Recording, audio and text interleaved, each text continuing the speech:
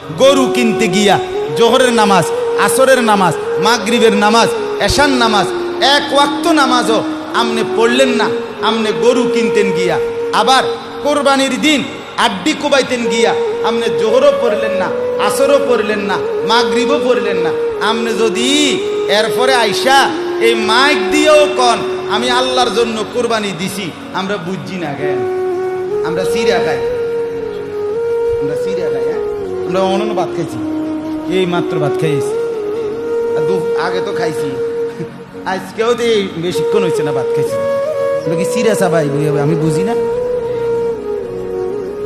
কথা বলে।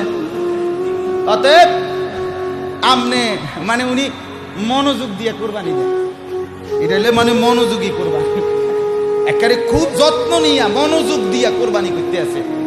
জোহর আসর মাগরিব এটি তো আইয়ে যায়, বোঝেন নাই কথাটা?